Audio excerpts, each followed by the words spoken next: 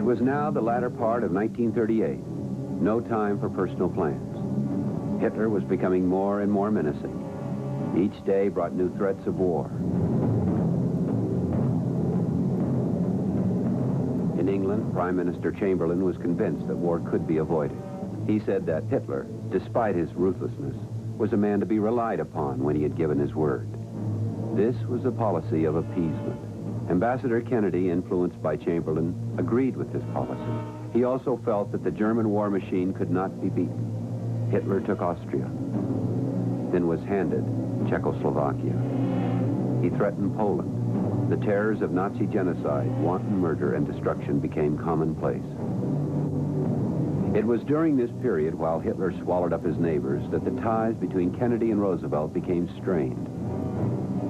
Some Roosevelt advisors thought Joe talked too much. It may be that we've talked too much about international relationships. It seems that every time I meet somebody now, we spend all of our time discussing the terrible state of the world and the disaster hanging over our heads. Certainly, we hear very little else at public gatherings. In the first place, of course, let us not forget that we still have peace.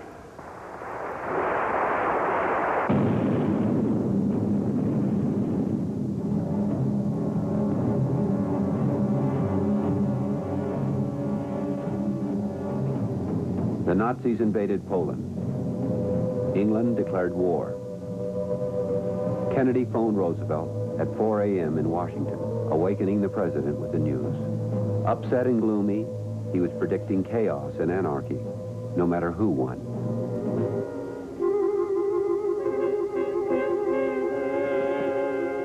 Kennedy's isolationist views had put him on the wrong side of history and in direct opposition to Roosevelt. His days in London were numbered. Chamberlain was replaced by Churchill. Churchill and FDR maintained direct communication. Ambassador Kennedy, deliberately bypassed, resigned. I am returning to Washington to report to the President. I leave England at this time with real regret. When I went to school, we were taught that the great courage of the world was Spartan courage. But your exhibition will certainly earn you a great page in history, and we'll have it talked about for centuries to come. British courage. My hat's off to you. Despite bad feeling, Kennedy returned home in time to endorse FDR for the third term. But he still defended his own views. A label used as a smear against certain citizens who favor keeping America out of war is the word appeaser. I have been called one, and here is my answer. If by that word, now possessed of hateful implications, it is charged that I advocate a deal with the dictators contrary to the British desires, or that I advocate placing any trust or confidence in their promises, the charge is false and malicious. If I am called an appeaser because I oppose the entrance of this country into the present war, I cheerfully plead guilty. And so must every one of you who want to keep America out of this war. Kennedy had many reasons for opposing the war. Two important ones were his eldest sons.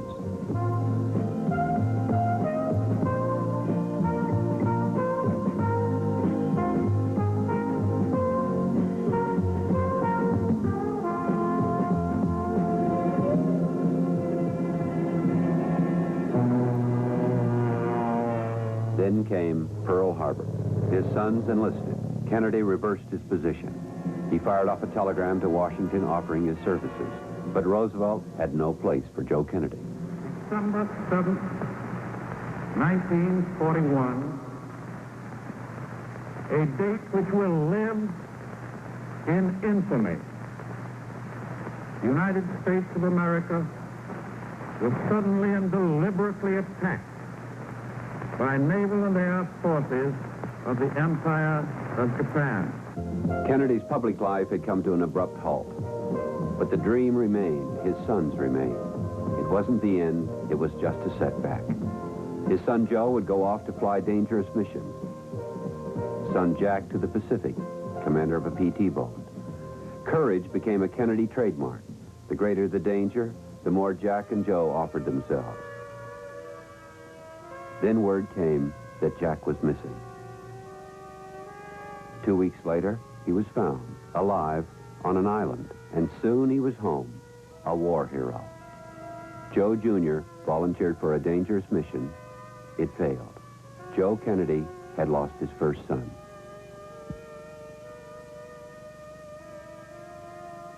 The plane, full of explosives, had blown up shortly after takeoff.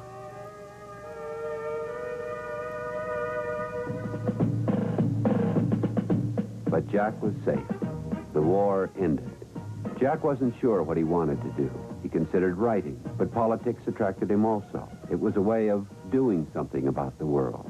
His father helped him decide. He ran for Congress.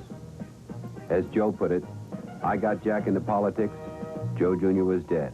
It was Jack's responsibility to run. He didn't want to. Felt he didn't have the ability. But I told him he had to.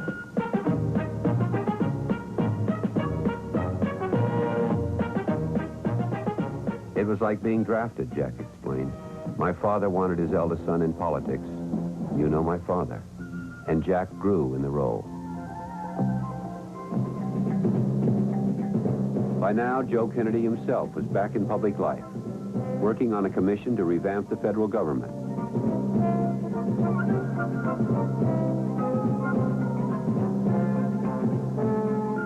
In his 6 years as a congressman, Jack's politics were basically conservative. He was anti-communist, an advocate of the status quo. He occasionally showed his toughness and independence.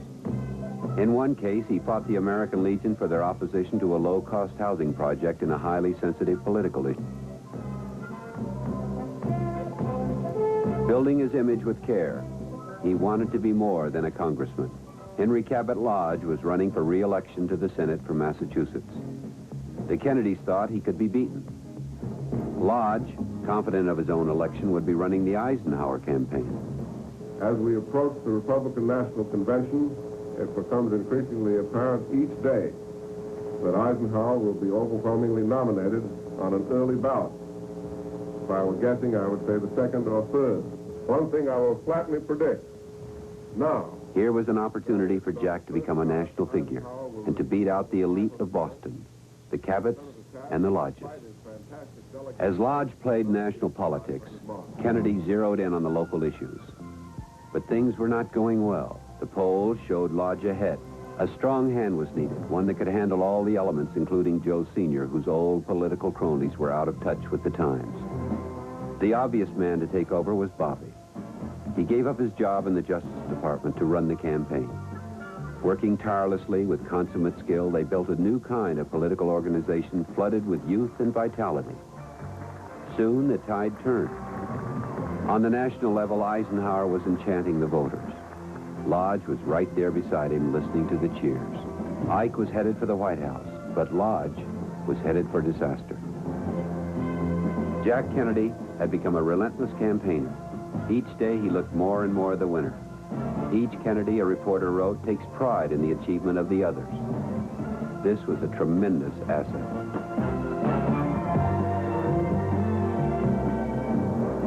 Yet one man troubled the Kennedys and millions of other Americans for different reasons. Joe McCarthy, junior senator from Wisconsin, a political opportunist who capitalized on fears of communism.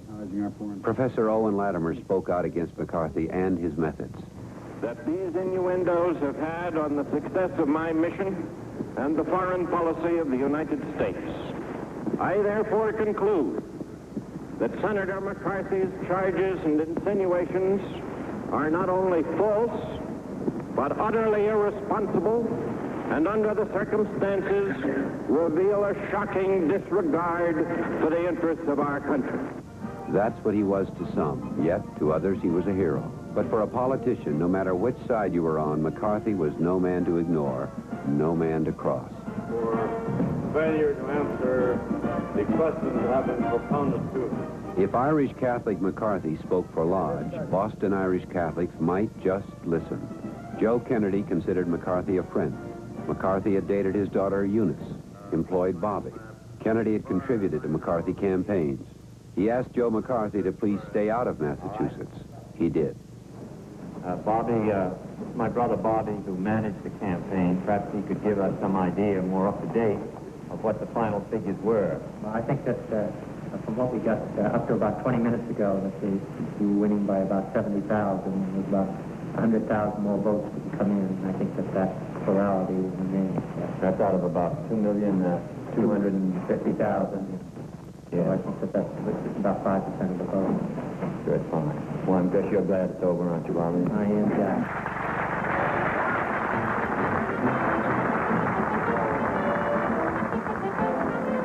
The distance between Boston and the White House had shrunk significantly, and the lodges had been set back. It was a double victory. The following year, Jack married. He had met Jackie before the 1952 campaign, but the plans were kept secret.